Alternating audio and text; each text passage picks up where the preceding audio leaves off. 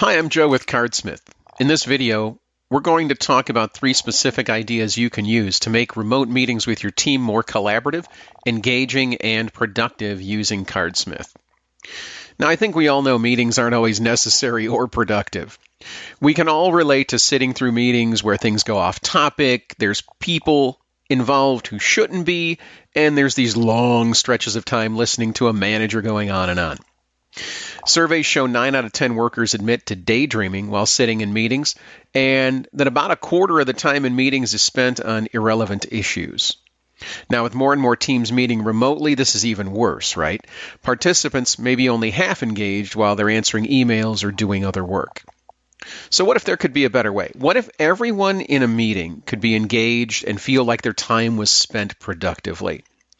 In this video, we will share 3 specific ideas for helping you make this happen. Your team will thank you.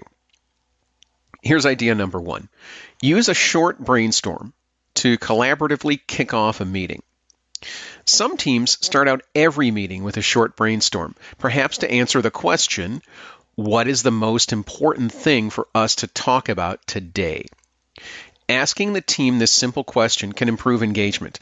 This can be a very short 5-minute exercise at the start of each team meeting. Ask the question, what is the most important thing we need to discuss? And give people a few minutes to create cards on a team Cardsmith board. Idea number 2, use a longer brainstorming session to solve a problem with your team. If you have a tricky problem to solve, using brainstorming can involve the entire team in creating a better solution or a plan. A team that creates a plan collaboratively is more likely to execute on the plan in a more productive and coordinated manner. Now, in order to make sure everyone has a chance to contribute their ideas equally, it's a good idea to follow a process where you allow people some space to brainstorm on their own, in silence. This ensures that people will not get caught up in another person's thinking, which will inhibit their own creativity. In Cardsmith, there are 2 approaches to enable this type of brainstorming process. You can share a board with everyone and give them a few minutes in silence to add their ideas to the board. Perhaps you give each person an area of the freeform board where they can add their ideas. You might assign each person a card color to use if you want to keep track of who added which cards. Some facilitators want the ideas to be more anonymous, and others want to keep track of who added which cards. If you want people to use a specific card color, ask people to create a card, color it their color, and then use the Enter key to add more ideas, which will create more cards. This will ensure each card has the same color without having to set the color on each one. The second option is to have everyone on the team create their own board. Give the team 10 or 12 minutes in silence to come up with their own ideas and add them onto their individual board. Then, as the facilitator, you can invite people to add their ideas to the main group board, describing them to the rest of the team. There's an easy way you can copy several or many cards to another board. First, use our multi-select feature. You hold down the Shift key and then click on the cards you want to copy, and then use the left card menu and choose either the menu option Copy Selected Cards to Another Board or Move Selected Cards to Another Board.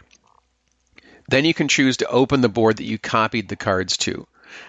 They will appear in the hidden cards drawer in the target board, and then you can drag them into the main board area.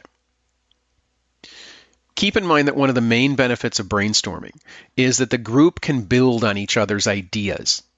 For this reason, you want to find a way to ensure there's space for someone to comment on another person's idea as it's being revealed in the larger group session. Once all the cards are in a single board, if the group has had enough time to discuss the ideas and expand on them, you can take a few minutes to group, prioritize, discuss the cards, and make a plan to move forward as a group. If there's not time for this last part, what you'll want to do is schedule a follow-up session to create a plan of action for the brainstorming session. Idea number 3, use a shared visual meeting board. This idea works great if you have a team that meets regularly. Cardsmith offers a template board called a shared meeting agenda and actions that you might want to look at to help you get started. The template board has 3 sections or rows, and you would create a column for each meeting date. The engagement opportunity here with a board like this is to get the team into a habit of sharing the responsibility for the agenda. You might ask people to add agenda items to the board as they go through their week. Say if they think of a topic they want to discuss next Tuesday, they can add it right away while it's fresh in their mind. If people don't add agenda items during the week, ask them at the beginning of the meeting to brainstorm ideas for the meeting like we talked about in idea number 1. The next step is to prioritize the agenda.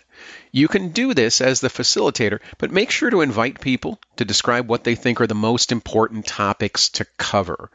This lets people chime in and stay engaged. It is important in meetings to keep to the time allowed, so having a prioritized agenda is important. If you don't have time to discuss every item, you can just drag those cards into the agenda row of the column assigned for the next meeting date. And try not to be the one that talks the most. Invite others to lead a particular agenda items discussion. And maybe invite someone else on the team to be the scribe and capture any action items or decisions that the team makes during the meeting. Once you model this process with your team for a few weeks, you might be able to ask someone else on the team to facilitate the whole meeting. Sharing meeting facilitation with others on the team is also a great way to build a more engaged, high-performing team. There are additional ways you can engage your remote team more effectively using Cardsmith, and we don't have time to cover them all today. But please subscribe to our channel below to learn more about collaborating with your remote team. And if you enjoyed this video, please press like. As always, if you have any thoughts or comments on how to better engage your team in remote meetings, we'd love to hear from you. Please leave us a comment below.